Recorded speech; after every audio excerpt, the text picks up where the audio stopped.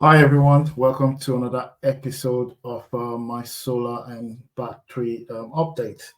Um, I know it's been a while. I've not been able to do this video for a long while. I've been urging to do it, but obviously just been busy with other things.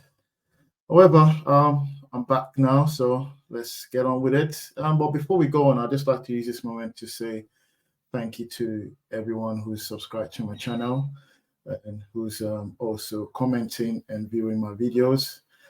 I hope they're interesting to you, and the more people subscribe and also watch my videos, the more it encourages me to do even more.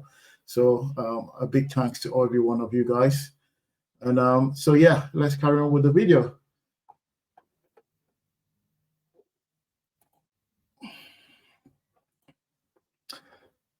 So obviously with today, we're going to look at back at how the February and March have been going in terms of the how the solar has been operating. So we're going to compare the February month and then March month, see the difference between the two of them.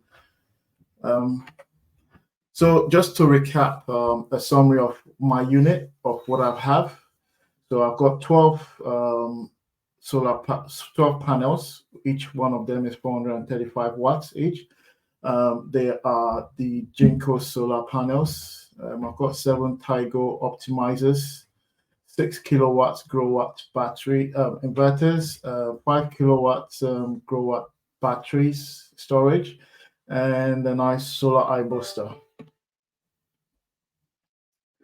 So how are they arranged on my rooftop? So 5 panels are facing the east side of the east side. 7 panels are facing southwest side. So let's look at February solar update just to try and remind ourselves what the production was like. To be honest, it wasn't that great. um, a lot of the times was more or less batteries that were relying on. We relied on the grid quite a lot in this month, especially for the 28th and the 29th. It was more basically it was all the grid, and our total consumption that day was about nearly 70 kilowatts. But I think I know why. We've got an annex in our garden, and we had some visitors staying in there. So obviously with the annex being heated by electric heating, that obviously means that um, the usage was a lot higher than usual. So yeah, so that was one of the reasons why. Then apart from that, you know, we're not obviously producing a lot of electricity from solar. Also wanted us to rely more on the grid. So February was not a very good month, but it wasn't also the worst month as well.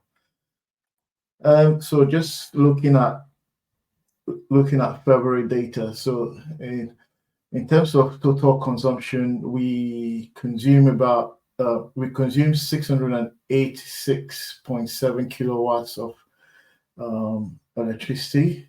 40% of that came from solar consumption, and then 60.3% was from the grid. So, I mean, in essence, it's not too bad. It just means that we don't rely on the grid 100%. So that was good news.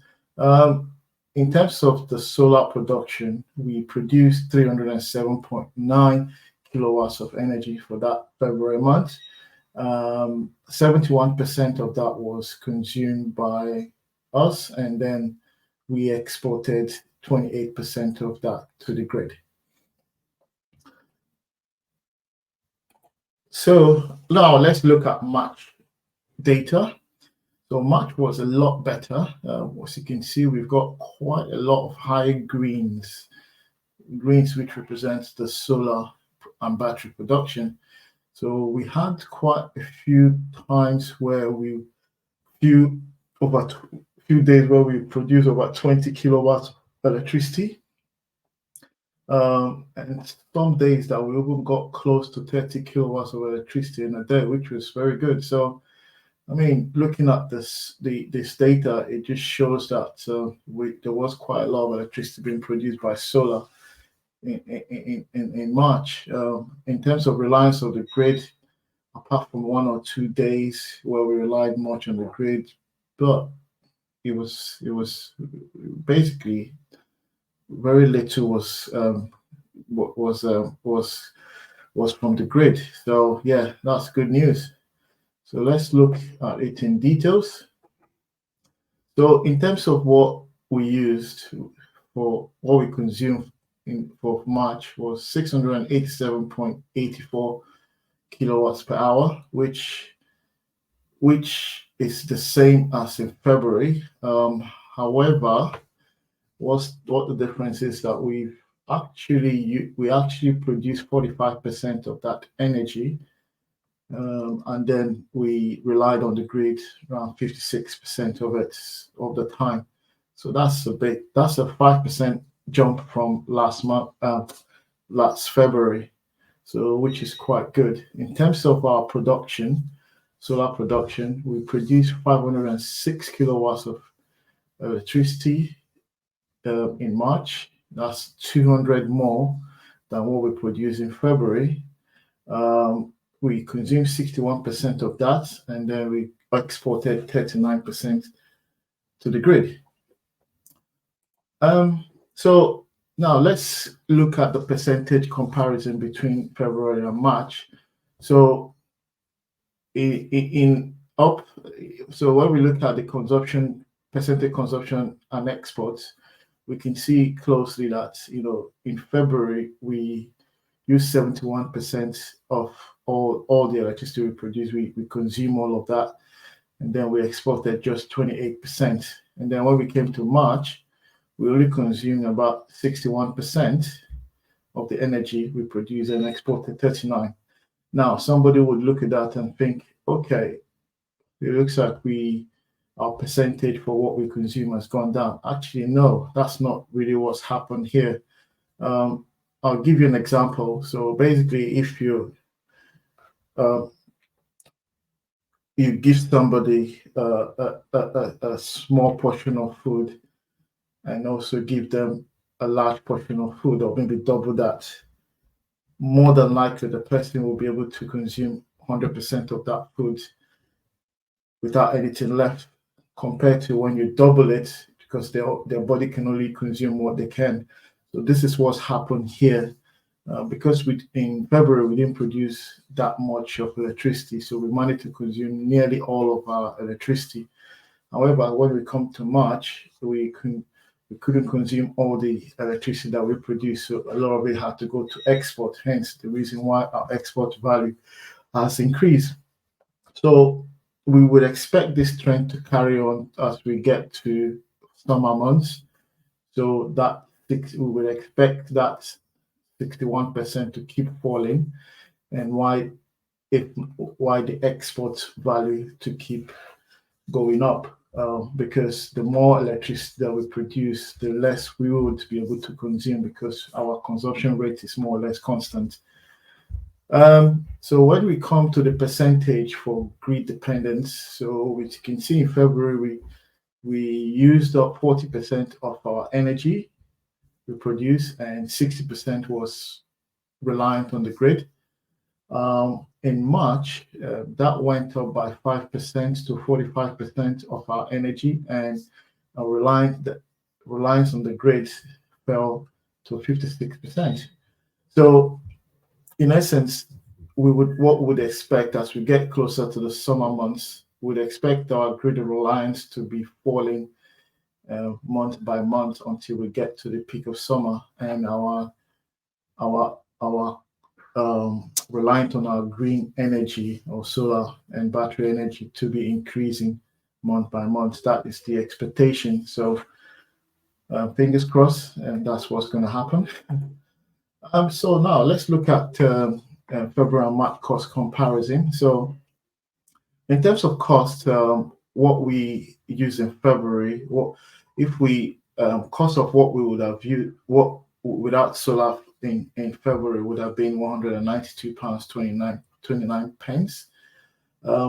With solar in February, it brought the price down to £130 97 pence. The cost of electricity we exported was £16 15 pence.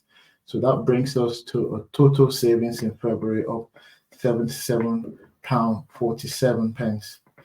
For March, the cost without solar for March would have been £192 59 pence, which is exactly the same as February as expected. However, the cost for solar for March, the cost with solar for March dropped to £106 83 pence, which is a good saving from what we'd expected from me, because we would also expect that, because obviously the more energy we produce, the more we would be reliant on the grid. So for the amount we exported jumped to £35 20 pence, which is basically nearly almost double what we actually exported in February. So our total savings for March is £142 3 pence. So this is quite good news. It just shows that we are actually saving money. For those of you who would like to save their pennies, this is a good investment. So so we've come to the end of the solar update for March, and I hope you liked the video. I mean, the evidence is clear that having solar panels and batteries is a really good investment for anybody who decides to go for it. It obviously saves you money. It at the same time too, it gives you better control of your bills, if you want to put it that way, because obviously we all know around now electricity and gas are going up and up every year. So you don't know what the future is going to tell for us. So having your own solar or producing your own energy seems to be the way forward now. So what I can only do is recommend or encourage you to get on board and join the solar bandwagon, if you want to call it that way.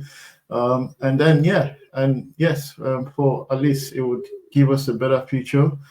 And as we come to the end of it, so thank you for watching the video, and I hope it educates everyone who is watching this video, and I hope to see you again some other time. Thank you.